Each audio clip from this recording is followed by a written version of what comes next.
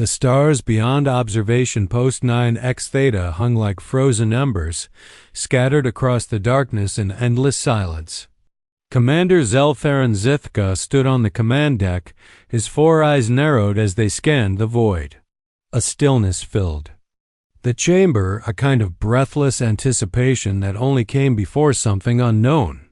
His tall, thin form was cloaked in ceremonial robes of dark violet, and the silver crest of the Council shimmered faintly on his chest. He had lived through border skirmishes and first contacts, through diplomacy and disaster, but nothing ever felt quite like this. Behind him, Officer Nimro worked furiously at her console. Her 6 arms moved with trained precision, fingertips dancing over blinking keys. Her translucent skin rippled with a subtle lavender pulse, an involuntary sign of anxiety. She had faced a dozen unknown species in her service, and one of them had nearly cost her her life. Her voice was tight when she spoke. "Commander, we have an object approaching at high velocity." Sithka turned slowly. "Trajectory?" "Directly toward our position," Nimro answered. "Speed is off the scale. It's exceeding Phase 4 transit limits. No known propulsion system can maintain this without hull fragmentation. It should not be possible." Stika walked to her station, each step measured. He leaned down and studied the readings with his lower pair of eyes while his upper 2 remained fixed on the growing object on the holographic display. "It's not debris?" he asked. "No, sir. It's controlled movement. Deliberate. Vector. Is locked. Transponder?" Stuka asked, though he already knew the answer. "Negative. No registry, no beacon, no Alliance ID. It's completely dark. Protocol-dictated first contact parameters." Sika had memorized them cycles ago. He lifted a hand toward the CUM station. "Krikvo," he said without looking back. "Initiate a classic reading. Use the base-level linguistic matrix. Maybe it's a species we haven't logged yet." A soft hum filled the deck as the signal was launched across the void. It was a message of peace, of unity, of shared stars and shared purpose. The same message that had brought over 600 species into the Galactic Council. But the object did not slow. Krikvo's voice came back hesitant. No response. "Send it again," Stika said. Krikvo did. Twice. Then 3 more times. Nothing.zthk. Stared at the hologram. The ship, or whatever it was now visible in high resolution. It had no curvature, no organic design language common to peaceful cultures. Its hull was dark, almost black, with jagged ridges along its flanks. It looked like something that had been built for one purpose and one purpose only: to survive war. Nimro whispered under her breath, "That's not a research ship." Sithka ignored her comment, but he couldn't deny the truth in it. Every instinct in his body was trained to negotiate, to resolve, to pacify. But this was something new. The ship was accelerating. ZTHK took a breath and straightened his back. His voice was calm as always, but colder now. "Raise shields. Maintain signal transmission. Do not engage." Krikvo hesitated.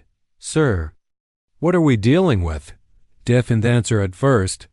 He simply stared at the jagged shadow slicing toward them through the emptiness of space. Then, quietly, he said, "I don't know, but I don't think it wants to talk." The observation post floated in eerie silence, wrapped in a shell of shimmering energy. Beyond its translucent shields, the void pulsed with unseen pressure, as if reality itself were holding its breath.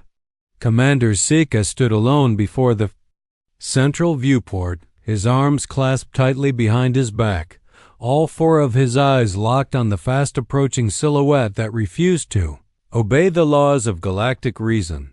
The ship wasn't slowing down. Every second, it gained speed.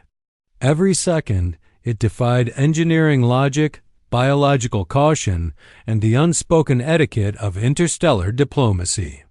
It was not just approaching. It was bearing down, cutting through space like a blade through cloth, and all the while, it said. Nothing. Behind Zithka, the command deck was a storm of activity. Power reserves rerouted to shield emitters, Nimro called out, her voice edged with tension. But the reactor's at 87%. If this continues, it won't matter, Krikvo interrupted. Grimly from the communications console, they're not answering. They're not even listening. I've run every frequency, every dialect filter. Nothing. It's like we're screaming into a storm. Stuka didn't move. Do they see us? Nimro asked. They see us, he answered. They're coming straight for us. Nimro swallowed. Hard. Should I arm the weapons grid? The question fell like a hammer on glass. Council outposts weren't meant for combat. They were diplomatic, scientific, observational. Their weapons were ceremonial at best. Firing them would be like throwing feathers at a black hole. No, Stika said softly. Not yet. He turned and walked toward the center of the deck, voice firm but controlled. We follow protocol. We do not initiate aggression. If they want war, let history show that they fired first. But what if they don't need to? Fire? Krikvo whispered. What if their presence is the weapon?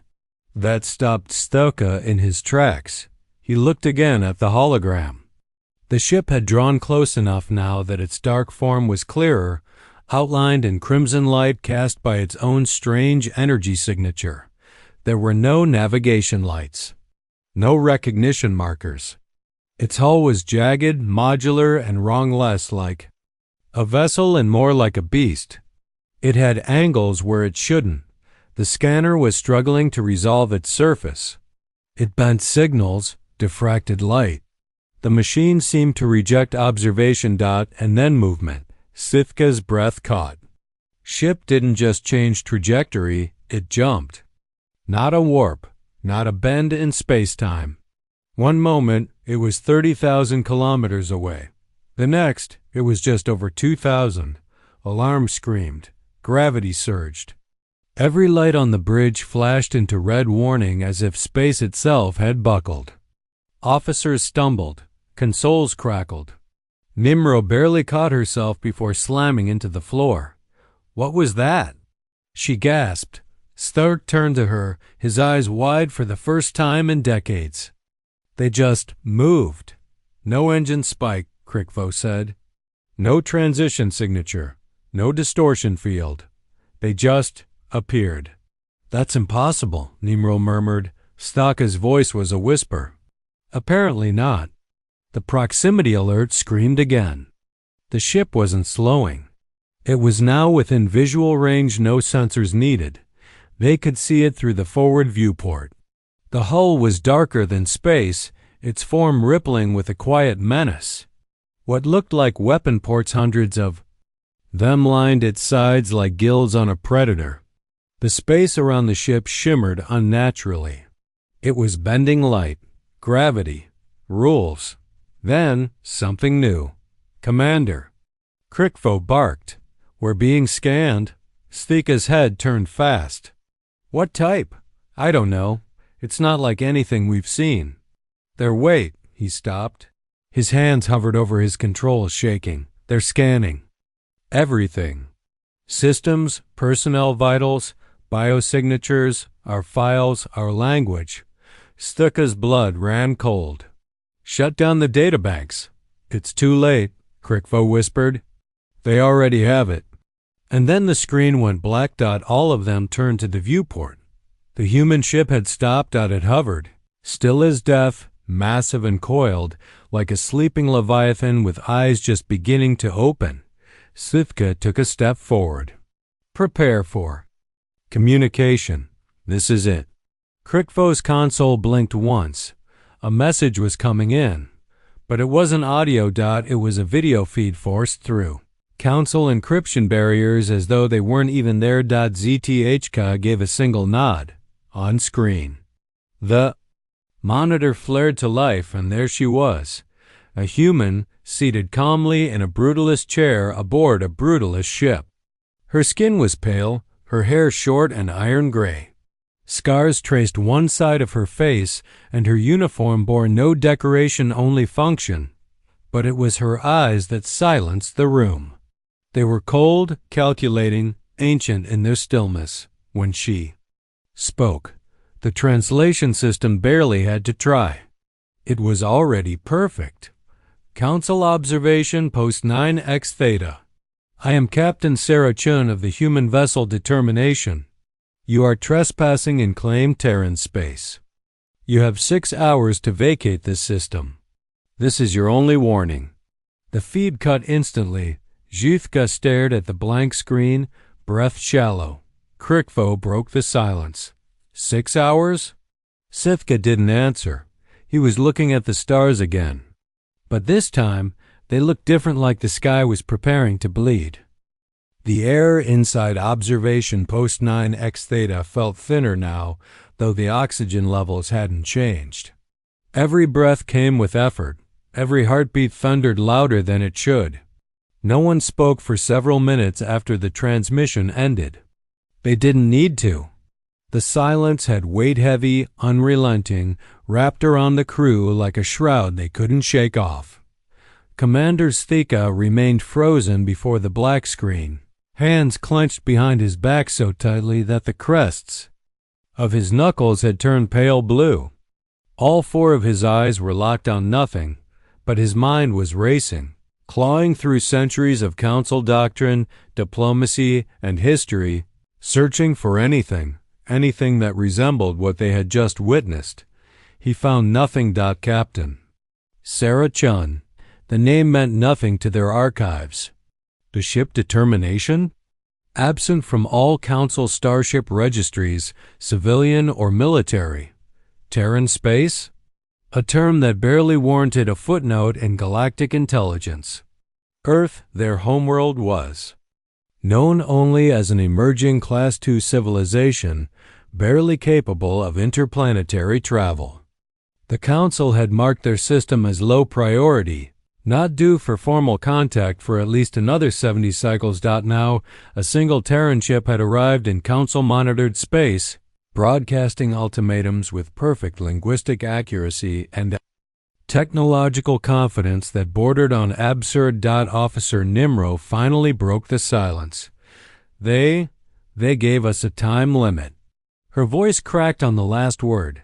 Krikvo answered her without looking up.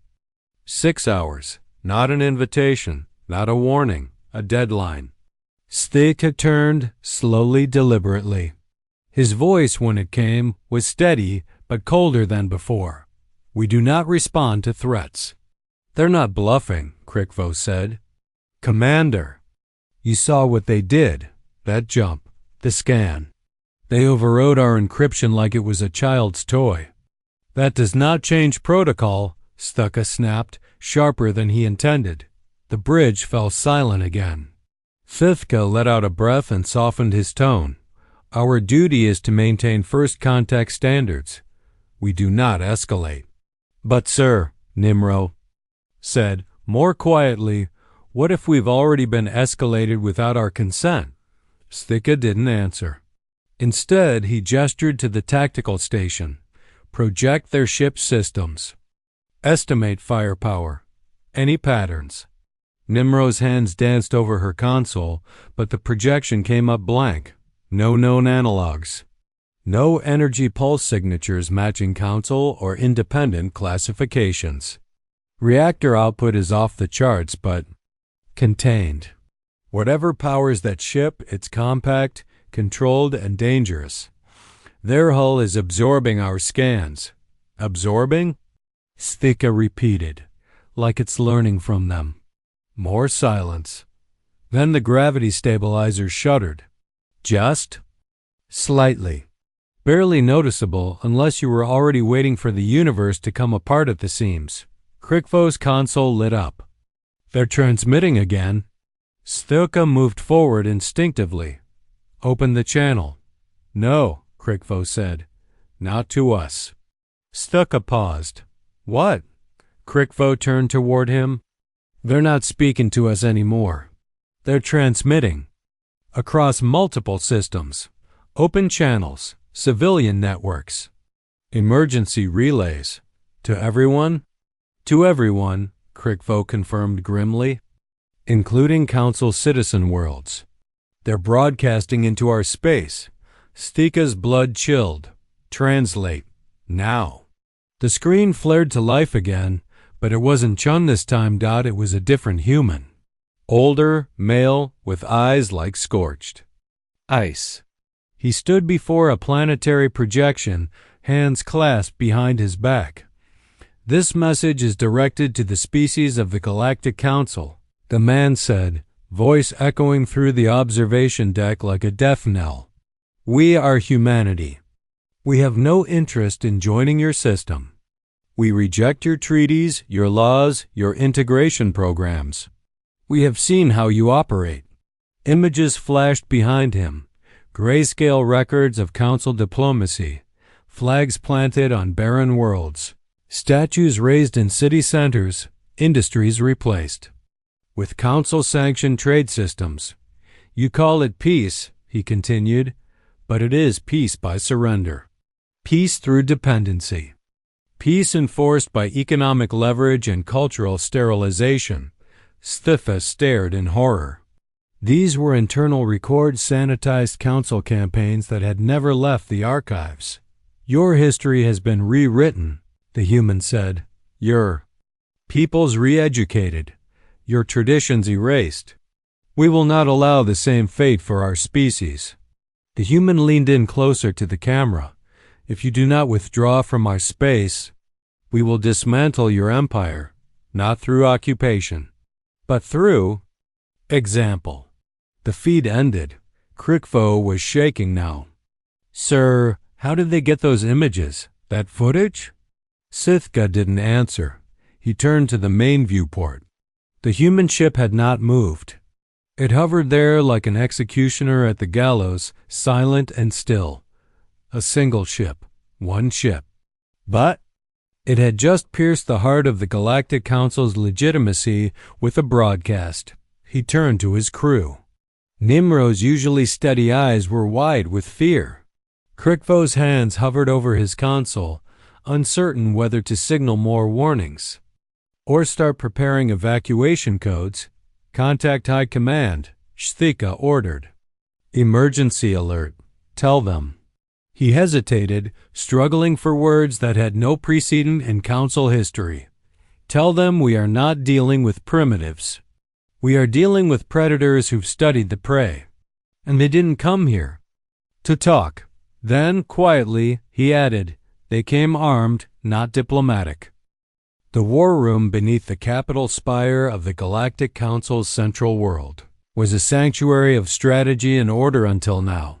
The massive table of polished obsidian, usually rimmed with composed analytical minds, had become a stage for panic.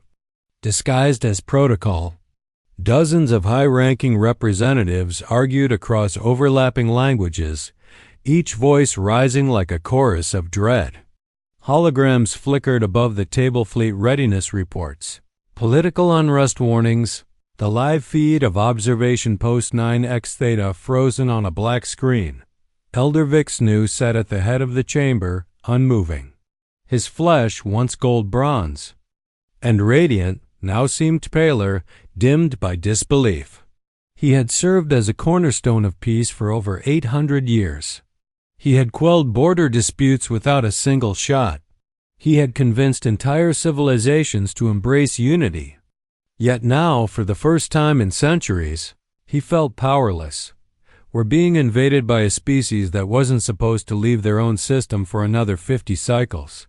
Barked General Themor, his crimson skin flaring with heat. And you're telling me our entire border fleet is 3 days away? Admiral Castor sat nearby, arms folded tight, her face unreadable. Her long silver hair, bound tightly in council braid code, framed eyes that had seen 100 skirmishes but never looked quite this uncertain. She was not a woman who feared many things, but the phrase still echoed in her mind. We will dismantle your empire, Through example. It's not just an invasion, said Science Director Limpa quietly. It's a paradigm shift. They're not simply attacking. They're broadcasting. The humans are targeting the ideological pillars of our civilization. They're using truth as a weapon, Zulkith added from the shadows. The Council's intelligence director emerged slowly from her station near the far wall. And our people are listening. Vixnu looked up at her. Define that. Zulkith hesitated, then activated her console. We've intercepted public comms from over 40 systems in the outer sectors. Council citizens are sharing the human transmissions on civilian channels, on state-monitored feeds, in schools. The footage, the images of our integration programs, the deleted historical revisions, they're real, and they're spreading. A murmur of horror spread through the room like smoke.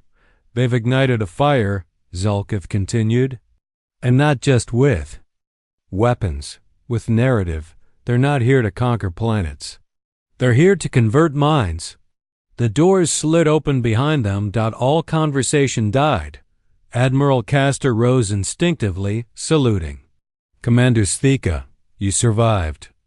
The tall, four-eyed veteran stepped into the chamber, his once pristine uniform now scorched and ragged at the sleeves. His voice was raw with urgency.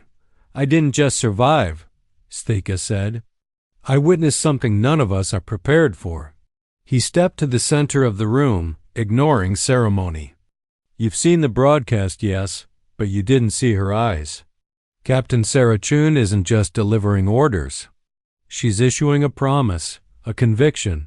These humans don't see us as superior. They see us as outdated. A lie that needs to be undone. The room listened in rapt silence. She spoke with the calm certainty of someone who already knows the outcome. One ship, one captain. And they've already forced us into a defensive posture. Imagine what happens when more arrive. Vixnu leaned forward. What exactly are you suggesting, Commander? Sista's lower eyes narrowed.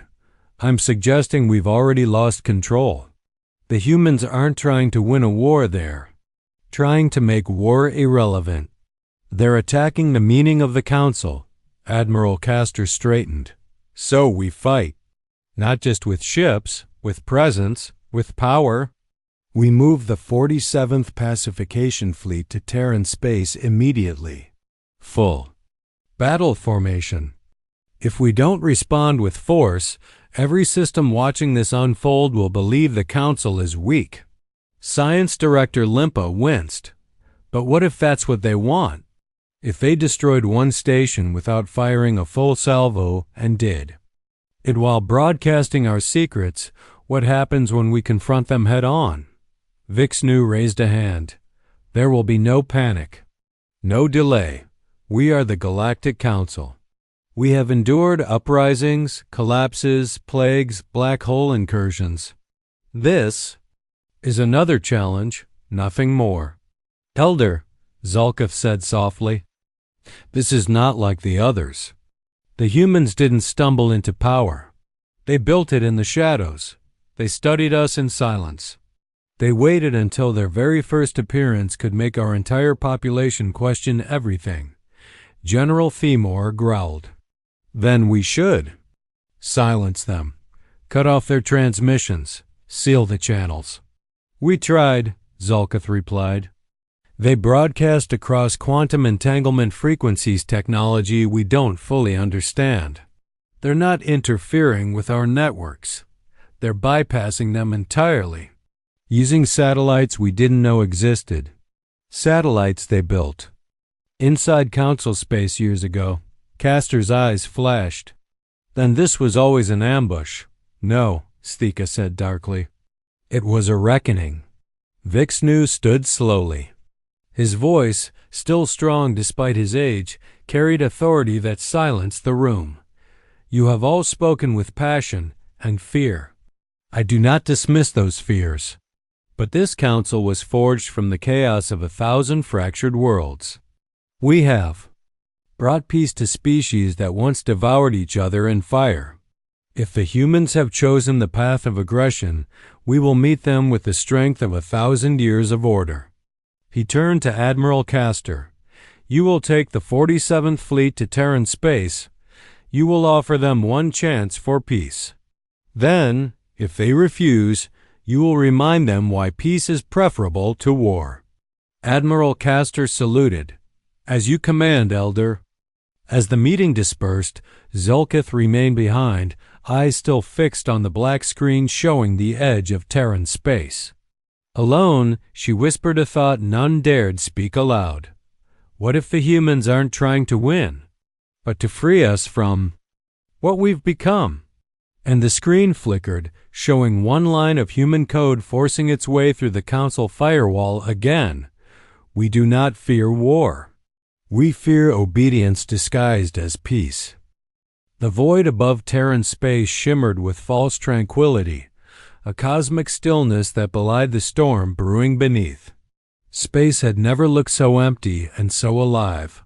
The determination hung in orbit like a blade plunged into the fabric of reality, motionless yet radiating the promise of movement, terrible, unstoppable movement. Its blackened hull absorbed every wavelength, every scanner pulse. It did not reflect light so much as consume it, as if the ship itself had grown tired of being seen and had decided instead to unsee the galaxy. Captain Sarah Chun sat alone in the central command chamber, surrounded by a silence she had learned to cherish. Her officers were stationed deeper within the ship, running quiet diagnostics, weapon calibration, and external surveillance on all frequencies. But Chun? She needed only the silence. Silence was where her instincts lived. The countdown to the Council's deadline hovered on the screen in front of her. Time remaining 4 hours 37 minutes and 16 seconds. She didn't blink. On her armrest, a small neural interface flickered to life. A message had arrived, classified, encrypted, and authenticated using Earth's highest military clearance. The message contained only 2 lines. 47th Council Fleet en route. Admiral Castor commanding. Estimated arrival 3.2 hours. Proceed as planned. No deviations, no compromises. Chun smiled faintly. It wasn't joy. It was anticipation. Behind her, Commander Argus, her second in command and a former corporate logistics officer turned war strategist, entered with 2 mugs of something that smelled like concentrated caffeine and iron. They're sending Castor, he said, handing her the mug. The butcher of Epsilon Prime, old school. Thought she retired. She didn't retire, Chun said. She was preserved. Argus frowned. They really think a relic can stop us? They think history still means something, Chun said. We're here to prove it doesn't. She stood and walked toward the viewport. It wasn't really a window, more of a sensory interpretation of space, but she preferred it to the monitors. Here, she could feel the stars. The Council's outpost at 9X Theta was now completely dark, its data wiped, its crew evacuated, not by orders. By instinct. They didn't even try to fight, Argus said. No, Chun replied. They're used to species begging for a seat at their table. We flipped the table instead. Far away, across the black tapestry of space, the jump point shimmered. Argus stiffened. Ma'am signature detected. She didn't turn. How? Many? First wave 60 ships, formation grid. Interlinked shields. Tactical spread consistent with standard Council pacification doctrine. Chun nodded once. The rest? 240 more incoming. 30 seconds behind. The Determination's lights dimmed as its systems adapted consciously, automatically, with the slow inhale of a predator about to pounce. Argus's fingers flew across the interface, running power routing checks, verifying the hyperspatial. Targeting arrays, checking for any anomalies in the ship's temporal layer stabilization. There's no panic in their formation, he said. They think this is a show of force. It is, Chun replied. Ours. The first ships exited hyperspace in perfect geometric alignment. They were beautiful in their symmetry, sleek, silver, polished by 1,000 years of unchallenged dominance. The insignias of a dozen council member species glowed on their hulls like sacred symbols.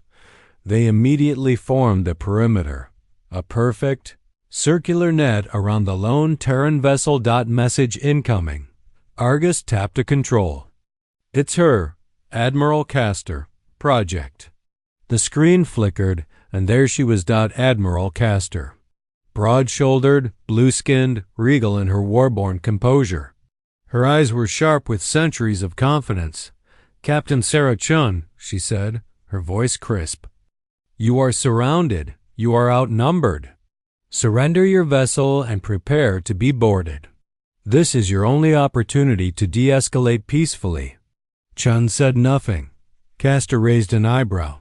Your silence is noted as defiance. Know this.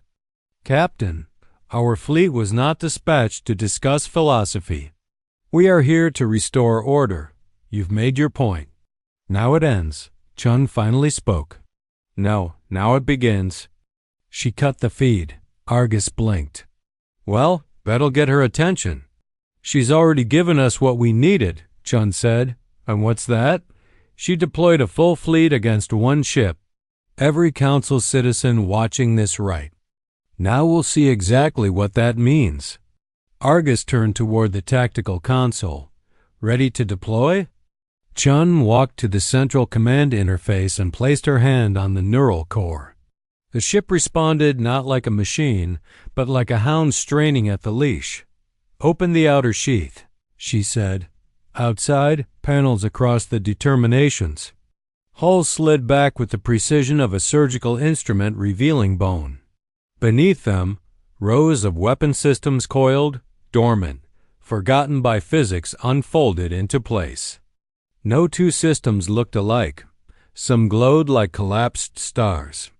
Others shimmered with gravitational halos.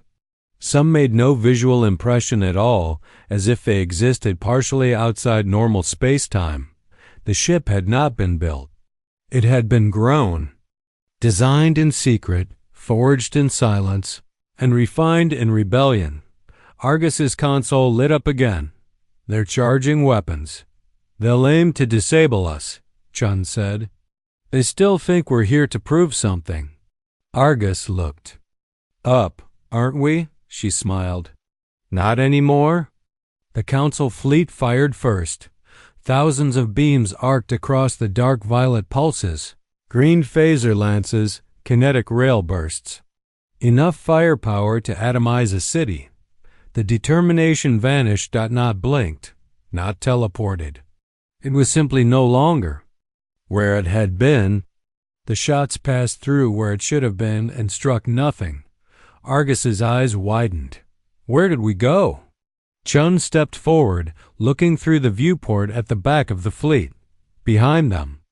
And then they opened fire. Not in desperation, not in rage, but with surgical intent. One ship, one beam.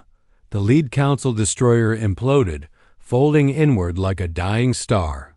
Not destroyed, erased. Not even debris remained. The second followed. Then the third. In 28 seconds, 14 council vessels disappeared. No screams. No resistance. Panic rippled through the formation.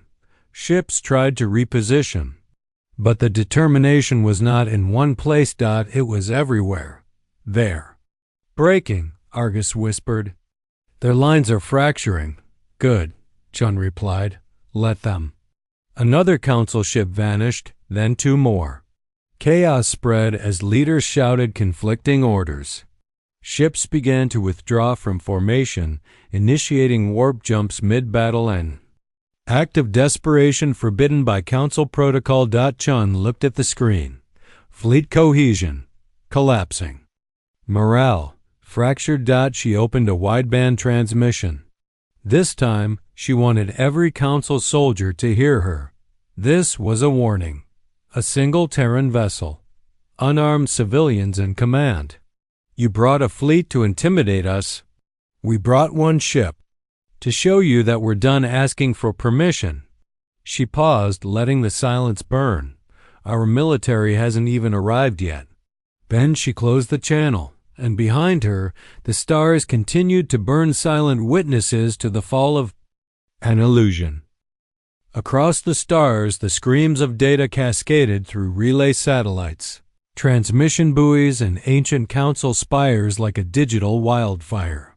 What began as a battle report from Terran space had become something far more insidious. A revelation. It wasn't just a defeat. It was DISPROOF. In the heart of the Galactic Council's core worlds. The Spire of Dominion, once the proud nerve center of a 1,000-planet empire, felt like a tomb.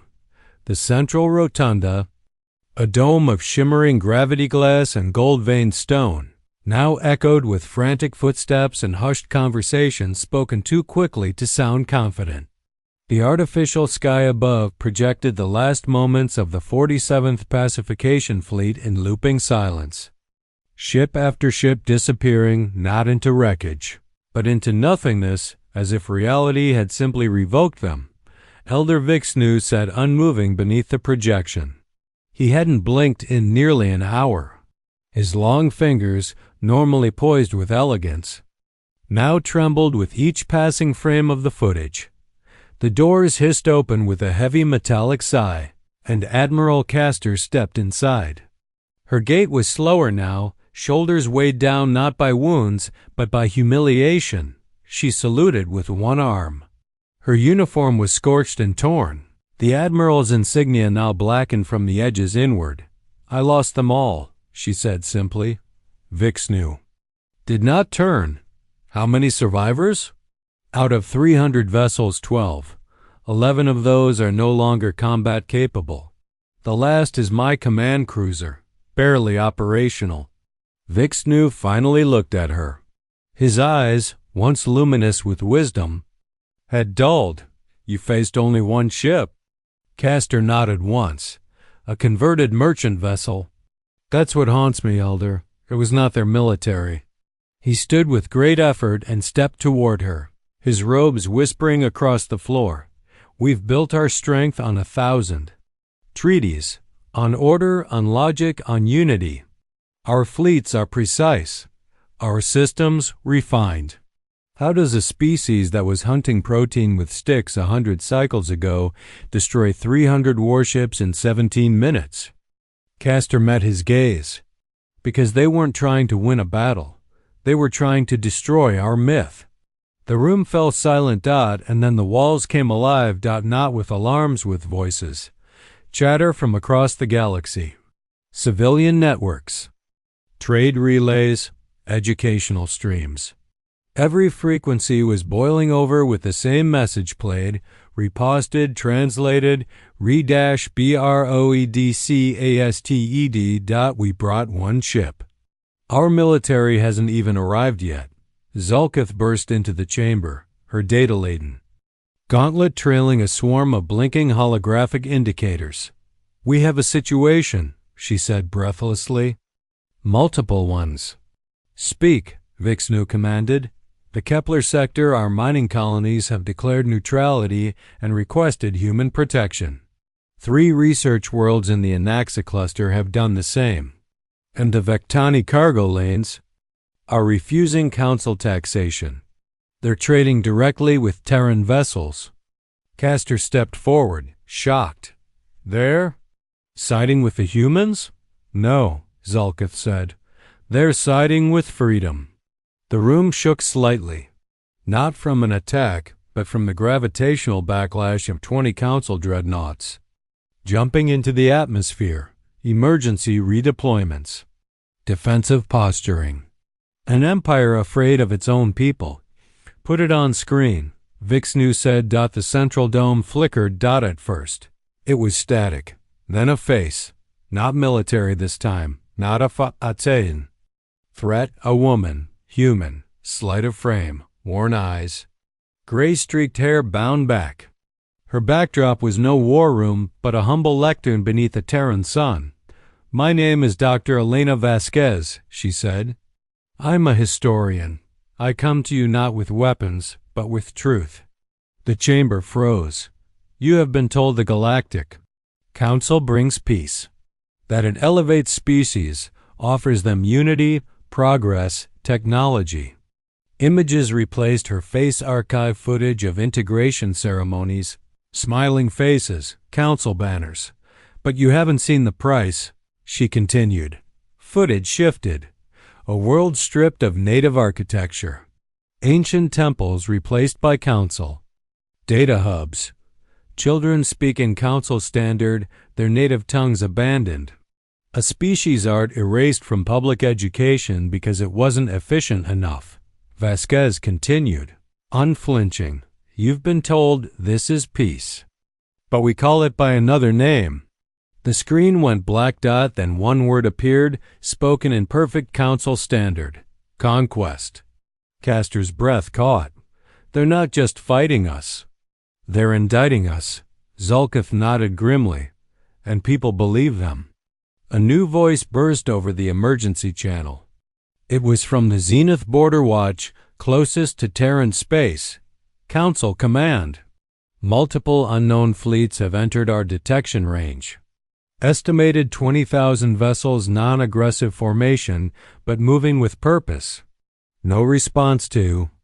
Comes. Castor's heart dropped. Are they military? Zulkith's screen glowed. They're mixed.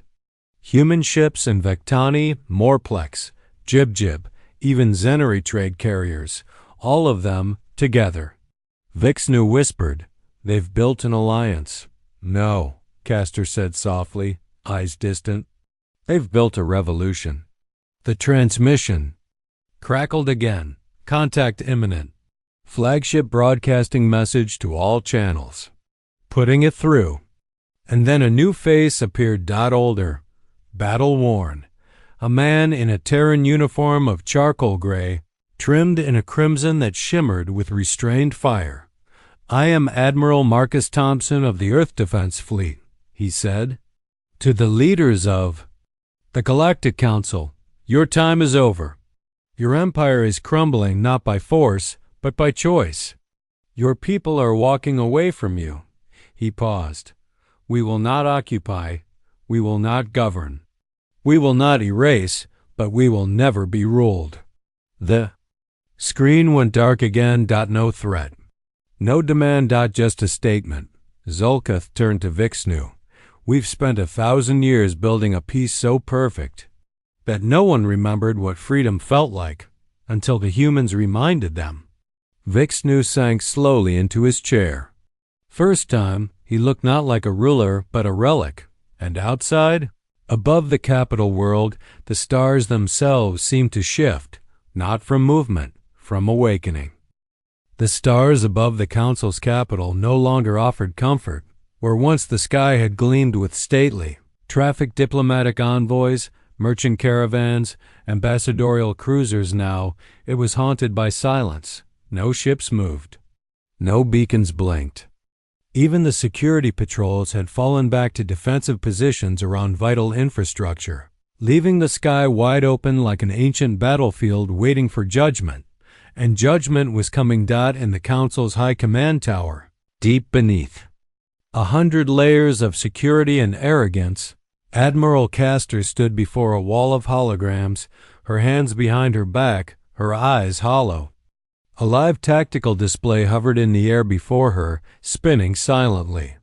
Across its surface, red markers multiplied by the hour Terran fleets, joint battalions, mixed alliances of defected species. They were not random in their movements. They were coordinated. No military genius could deny it anymore. The humans weren't winning because they had stronger weapons. They were winning because they had studied them.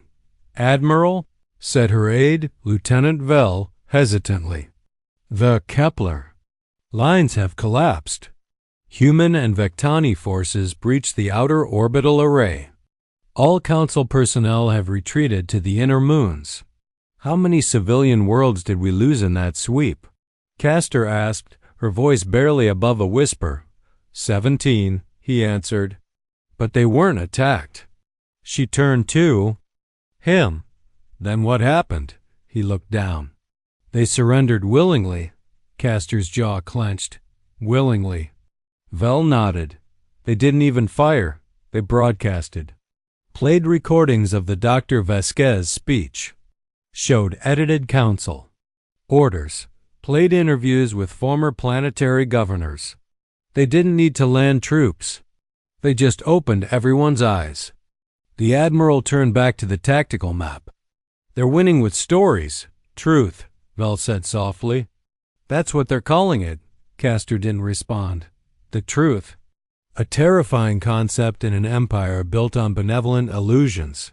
Beneath them, Elder Vixnu was holding a closed emergency session in the Grand Council chamber. The walls, usually alive with drifting luminescent silks and ornamental gravity lanterns, were now draped in shadow. Dozens of system leaders sat hunched at the great obsidian table, silent. They weren't here to govern anymore. They were here to survive. A screen came to life above them, unprompted. A council override? No. Something far worse got the Terran signal, and again Captain Sarah Chun's face appeared, but this time she wasn't seated. She was standing helmet under one arm, armored in matte black plating that bore no insignias. Her face was calm. Too calm. The calm of a predator that has already calculated the outcome. Council leadership, she said. This is your final transmission. Some delegates stood. Others shouted for the feed to be cut. No one succeeded. The override was total. You have spread order through control, Chun continued. You offered peace at the cost of obedience. You promised progress, but erased culture. You offered knowledge, and in doing so, burned memory. She raised her helmet and placed it on the Fadana table beside her. We are not here to avenge. We are not here to conquer. We are here to break the cycle. The image behind her flickered, and it showed the true horror. The Council's oldest colony's famed strongholds of loyalty now displayed human flags alongside native ones. Council statues being toppled not by soldiers, but by citizens. Council. Administrators surrendering to their own people. Then Chun's voice returned. You call this a rebellion. It is not. This is your reckoning. You will stand down. You will dissolve your structure, or we will do it for you. The feed cut silence until General Femor, red-skinned and breathing heavily, slammed his fist on the table. This is madness. She threatens us in our own halls. We are the Council. We will not fall to speeches. Castor's voice came through from above, broadcast from the high command floor. No, we're falling to truth. Gasps erupted through the chamber. Castor's hologram activated in the center of the council table. I led the 47th Fleet, she said. I believed in the Council. I believed we were the pinnacle of civilization. She looked at them all, those who had once praised her victories, those who had funded her wars, and I saw it destroyed not by force, but by reality. One Terran. Ship dismantled 3 centuries of doctrine. Not because they were stronger, but because they were right. The chamber was speechless. Kstor continued. We taught our people that peace was safety. But we never asked what peace was costing them. Now they've seen it. The humans are giving them a choice we never allowed. And they're choosing it. Elder Vixnu stood slowly, the oldest eyes in the room glinting with something not quite fear, but not far from it. So you agree with them? He asked. Castor nodded. I don't agree with how they do it, but I no longer deny why. We created a system that feared chaos more than it loved freedom. She paused. And now chaos is knocking. At that moment, the building itself rumbled. Not from weaponry. From gravity. A shadow passed overhead, one so large, it blacked out part of the capital's artificial sun. The screens lit up. The Terran Fleet had arrived, not dozens, not Hundreds, thousands of the Council world's orbit was now encased in a formation so vast it distorted local space. Mixed ships, Terran war cruisers, Morplex science carriers, Jib freighters retrofitted with guns. All aligned in perfect unity, not through orders, but through shared purpose. They weren't just a fleet, they were a message. Zulkith whispered into the silence, "This isn't a siege." Castor replied grimly, "No, this is a mirror. They've come to show us what we could never be." And as the Council scrambled to find a response, as the shadows deepened and the silence returned, the sky above the galactic core finally told the truth. The era of control was over. The age of choice had begun. The capital world of the Galactic Council, Hegemony Prime, had never been attacked in its long, polished history. Its atmosphere was layered with defense grids, its orbit protected by automated sentinels, its people indoctrinated into the belief that the core worlds were unassailable. But now, none of that mattered, because orbit was full. Thousands of Terran-allied ships hung in the sky like a second skin around the planet, layered, tiered, disciplined, silent. They did not fire, they did not demand, they waited. That patience was the real weapon, because inside every mind watching from the surface, a thought had already taken root. What if we deserve this? Inside the Grand Council chamber, Elder Vixnu stood alone at the central podium. His colleagues, the leaders of 600 species, sat behind security fields, whispering, vibrating, panicking in hushed waves. The light from the main screen overhead cast the chamber in ghostly hues, playing and replaying the orbital scans like a prayer wheel of shame. Every frame showed the same horror. They had come, and no one could stop them. "Begin the transmission," Vixnu said. Zulkath, gaunt and exhausted, activated the galactic network. The broadcast reached every Council-controlled world, every refugee colony, every independent trade station clinging to the Council's outer fringe. Citizens of the galaxy saw the Elder's face. They saw the fear in his ancient eyes. "This is not the end," he began, but even he did not believe it. Before he could finish, the screen flickered. Interference surged, shimmered, and then the Elder's face vanished. Replaced by hers. Captain Sarah Chun stood on the bridge of her warship, helmet under one arm, no longer a rogue commander of a single vessel, but a symbol of something larger. Colder, older than any empire. Her voice was soft, controlled, surgical. "People of the galaxy, your leaders told you we were the threat, that humanity was primitive, violent, unpredictable." She paused. "We are," the room gasped. Vixnu froze. The whole chamber held its breath, but not in the way they warned you. The screen behind her shifted, showing Council meeting logs, internal records, confidential operation files. "Your Council taught you peace, but it was not peace. It was quiet. Control. 1,000 years sleep. You were told what to think, how to trade, what art was worthy, what history was real. You were given safety in exchange for obedience." She took a breath. "And we came to end that dream." Behind her now were images of Council atrocities, not of war, but of sanitized erasure. Native languages disappearing from education modules. Religious monuments repurposed into Council data centers. Entire economies redirected through.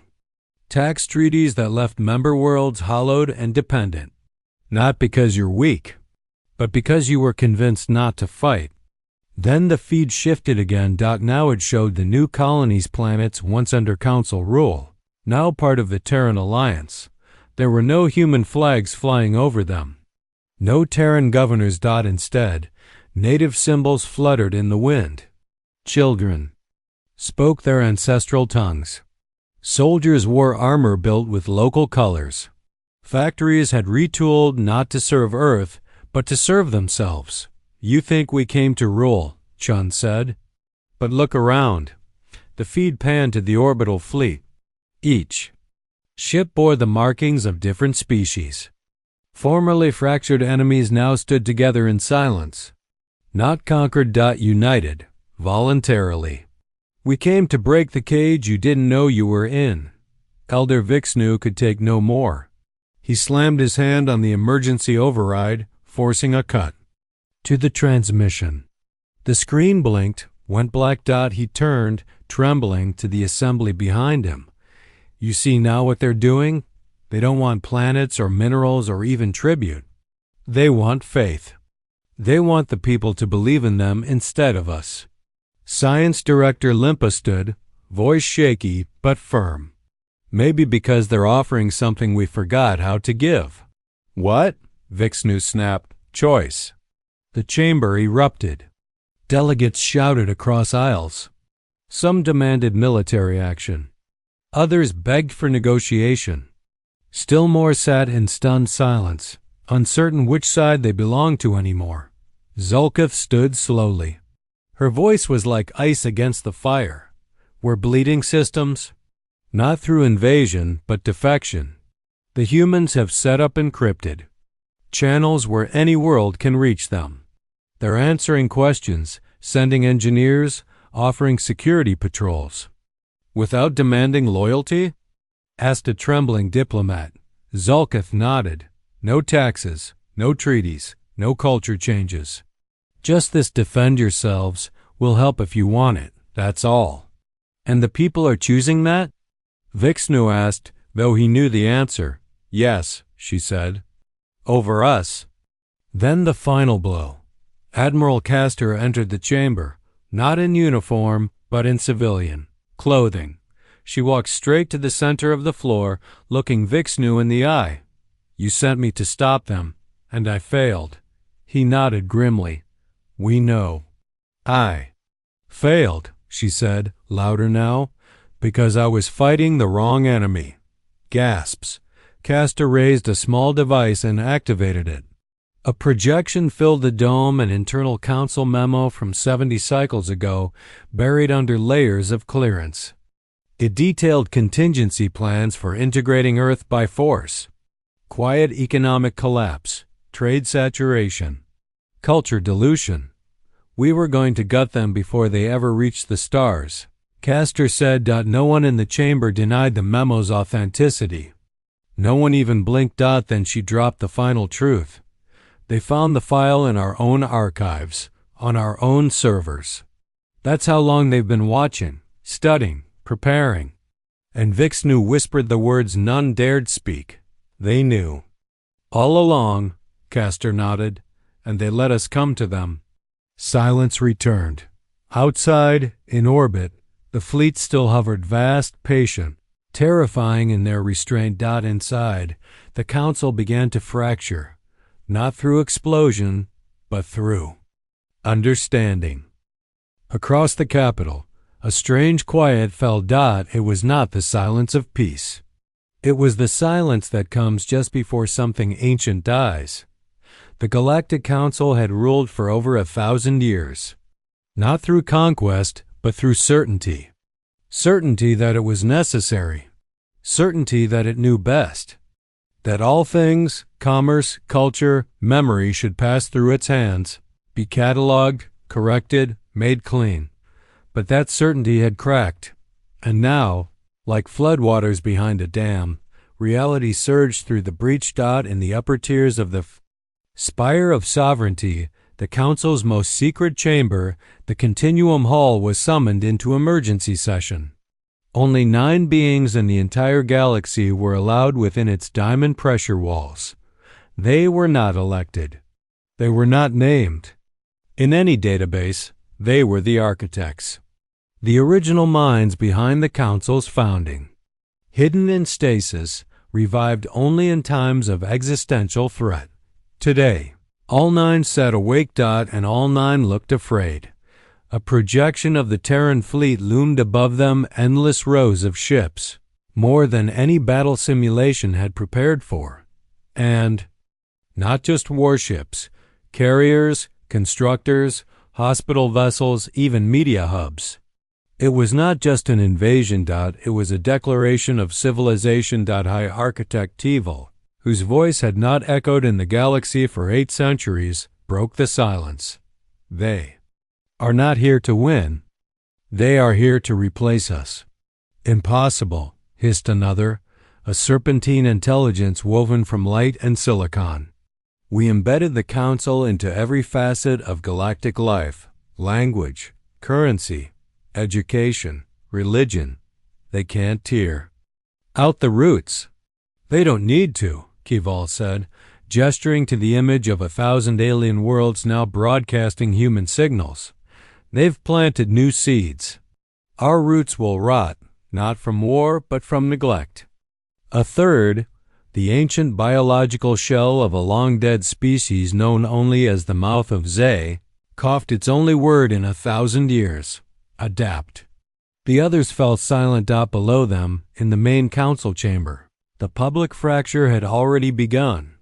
Elder Vixnu stood at the podium again, but this time he was not delivering orders. He was answering questions, and he was failing. Why didn't we tell the outer colonies that Earth had reached interstellar capability? Asked the Vectani representative. Because they were not yet ready for diplomatic integration, Vixnu said. They weren't ready, snapped the Morplex delegate, or we weren't ready for a species that wouldn't bend. Murmurs turned to anger. The chamber had shifted. It was no longer a forum of unified governance. It was now a room of accusations and regrets. They gave us a choice, said the Jib-Jib ambassador, her voice trembling. And I, my people, chose them. Vixnu tried to raise his hands. No world has the right to secede from the unity of the Council. But they already have. She screamed. At that moment, a chime echoed through the chamber. An unauthorized transmission was overriding every screen. For a heartbeat. Everyone thought it was another Terran broadcast, but it was worse. It was the Council's own data. Leaked. Every secret, every classified file, every program, every lie, every coerced treaty, every manipulated vote, names, faces, timelines, proof. 100,000 years of empire, peeled open like a rotten fruit. And there, in the center of it all, the final file. Operation Hearthbound, the Council's long-range plan to collapse Terran civilization from within, decades before they had even reached orbit. The chamber erupted into chaos. The Jib-Jib ambassador fainted.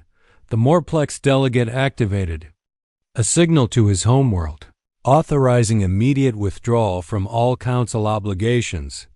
The Vectani ambassador drew his ceremonial blade and plunged it into the crest of the Council insignia on his desk, shattering it.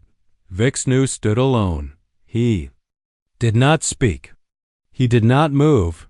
He watched as the children of the Council walked away, not in rebellion. In liberation. Above the chamber, in the clouds of the capital world, something new emerged. From the heart of the Terran fleet, a massive construct began its descent, too large to be a warship, too slow to be a missile. It was an arc. As it drew closer, cameras fed its signal across the Council's broken networks. The message was clear. This was not a siege. It was a rescue. The arc did not land at the seat of power. It landed at the outer city, in the slums where species deemed undeveloped had been relocated over the centuries. From its ramps came engineers, doctors, linguists, artists. They handed out supplies, not flags. They asked for volunteers, not servants. They opened up a broadcast center and said, "Tell your story." No scripts, no moderation, no approval process, just voices. Free and unfiltered. And the galaxy listened. In that moment, the Council understood. The humans hadn't brought an army. They had brought an idea, and ideas could not be shot down. In the depths of the Continuum Hall, High Architect Keval turned to the other founders. "Shall we activate Protocol Omega?" The failsafe? Burn everything? No, whispered the mouth of Zay. That would make us tyrants. And the galaxy already knows the truth. Then it did something none of them expected. It began to cry. Vixnu, in the main chamber, stepped away from the podium. He walked through the chaos of his collapsing empire. He moved past broken banners, shattered glass, torn diplomatic robes, and silent stairs. He exited the chamber through the western hall and stood alone beneath the sky. Above him, the human fleet gleamed, and for the first time in centuries, he understood. They didn't come to rule. They came to remind the galaxy what it meant to breathe. The winds over High Gemini Prime changed. It wasn't a weather shift. Those storms brewed in the distance, sweeping in from the dark oceans beyond the Council's mountain-capped cities. This was a deeper current, a tectonic pull in the air.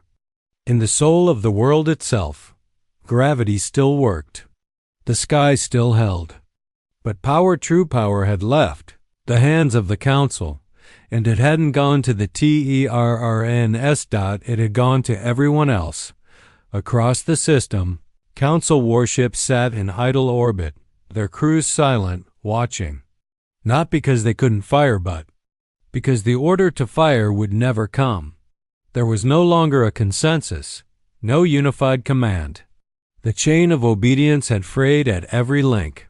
One ship captain refused, then a dozen. Then whole armadas went dark. They weren't defecting. They were thinking for themselves. The Terran fleet remained still titanic, patient, coiled like the final period at the end of a galactic sentence. In the vast chambers of what used to be the Council's inner sanctum, Elder Vixnu stood beneath the broken seal of authority. The great emblem, once a halo of orbiting symbols representing the unity of species, lay shattered across the floor. Its shards stepped on by beings who no longer looked up to it. Around him sat the remnants of leadership, some defiant, some ashamed, some numb, but all of them out of time. The feed from the Terran Arc and the lower cities still streamed across every surface. No orders, no laws. Just scenes, an old Vectani woman painting again in the colors banned by Council standard. A Morplex child playing an ancestral drum. A former Council clerk weeping openly as he told the story of how his native dialect had been wiped from official records. Truth unleashed. Vixnu turned slowly to Admiral Castor, standing beside him in silence. They're not demanding reparations, not setting terms, not installing governance. They're doing nothing we prepared for, Castor nodded. That's how they win. They brought no system, so there's nothing to rebel against. He looked to Zalketh, who now commanded what little remained of Council intelligence. How many member worlds remain loyal? Zalketh's voice was flat. 12. A whisper passed through the chamber. There had been over 400. And how many are speaking directly with the Terrans? He asked. Zalketh's eyes glowed dimly. All of them. Vixnu closed his eyes. And then the chamber doors opened without permission. Not broken. Invited. Captain Sarah Chun entered, unarmed, unarmored, surrounded not by guards but by ambassadors of species long thought too wild, too small, too irrelevant to enter the spire. The Council's guards stepped aside. Not from fear. From recognition. Chun walked with quiet purpose.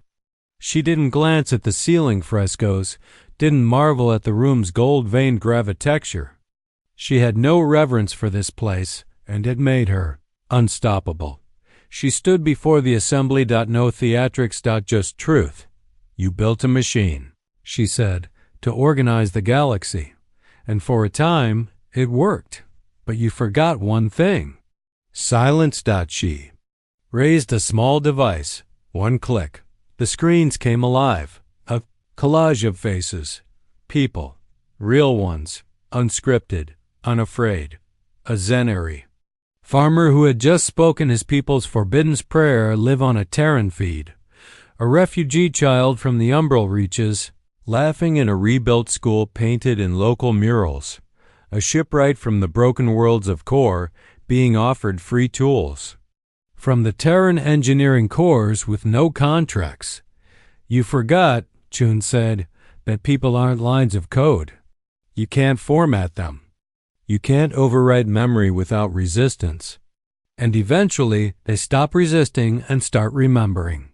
She stepped forward, closer to the central dais. You ruled with silence, with control, with an algorithm of kindness that erased what made us different. Vixnu tried to speak, but she raised a hand not to command, but to offer. We don't want your throne. We don't want your taxes. We don't want to run your systems. We only want one thing. A pause, that you step aside. Shock. Not even a demand for surrender. Not even a tribunal. Just an invitation. You can stay, she said, as partners, as neighbors, but not as rulers. Not anymore. And then the most terrifying thing of all happened. The chamber stood out one by one. Delegates, enforcers, even the guards. They stood, not in resistance, but in agreement. Some wept, some shook, but they stood. Vixnu turned to Castor. His voice shook. Is this how empires end? Castor nodded. Double quotes. No. This is how they wake up. The emblem of the council, still broken at their feet, flickered once, and then a new light emerged, projected above the fragments. From Chun's device. Not a human symbol. Not a Terran flag, but a blank field. Empty. Waiting. And slowly it began to populate new icons, new voices, new languages, old dreams. Not a system imposed, a circle shared. The galaxy held its breath. In orbit above Hegemony Prime. The Terran fleet pulsed in formation, silent giants hanging like judgment over the cradle of an old empire.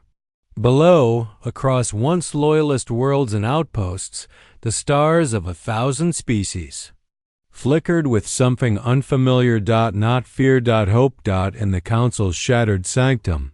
The final meeting began not with a call to order, but with silence. Elder Vixnu sat in the center, no longer a ruler but a witness. Around him stood not just former delegates of the council, but refugees, rebels, teachers, poets, translators, once-barred inventors, silenced philosophers. They came not to take the reins.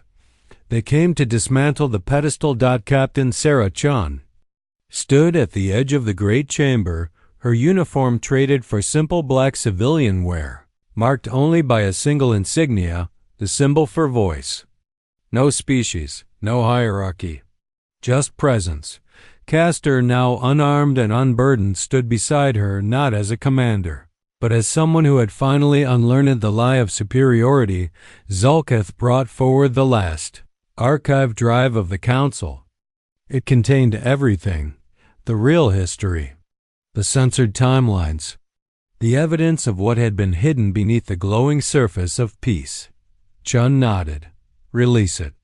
Zulkith hesitated only a moment, then obeyed. In that instant, every system, every planet, every station connected to the old council network received the truth in its rawest form. No filters, no delays, no editorial oversight. Just memory. And across the galaxy, billions sat stunned as they learned not just what had been done in their name, but what had been taken from them. Languages erased, biology sterilized, resources extracted under the pretense of fairness, cultures reduced to ceremonial exhibitions. It was not cruelty. It was something worse. It had been efficiency, a soft genocide masked in progress.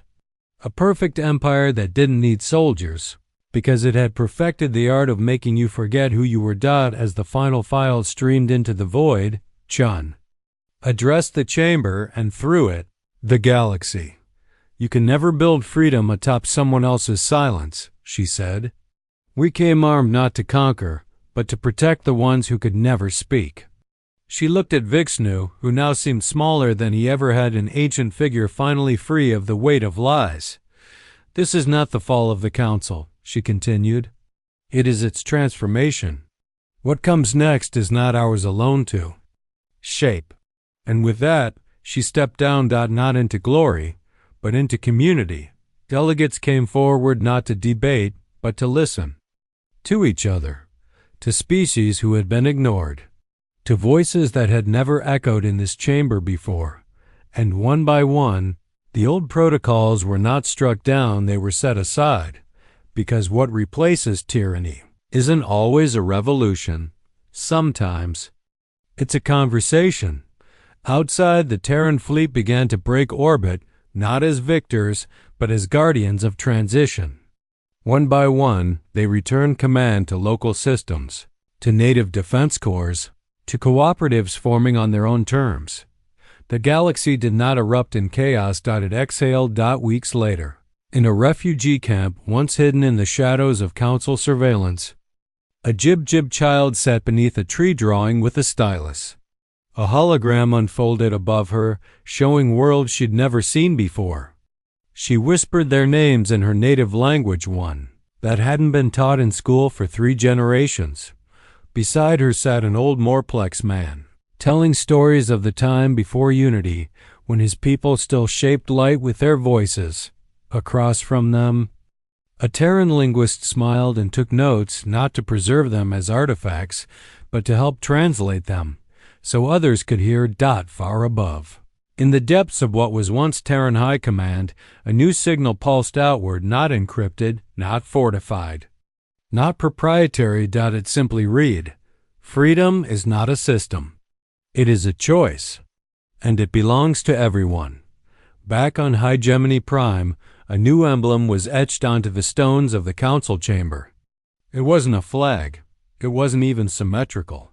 It was a mosaic, different colors, different shapes, uneven but vibrant. No longer an empire. No longer a council. Just a galaxy finally listening to itself again. And in the night sky above, a single human warship lingered for a moment longer, its hull silent, its lights dimmed, the determination still, watching. Still protecting, still refusing to be diplomatic where silence once reigned. Then, without fanfare, it jumped into the stars, its mission complete. The tyrants didn't fall to fire, they fell to truth.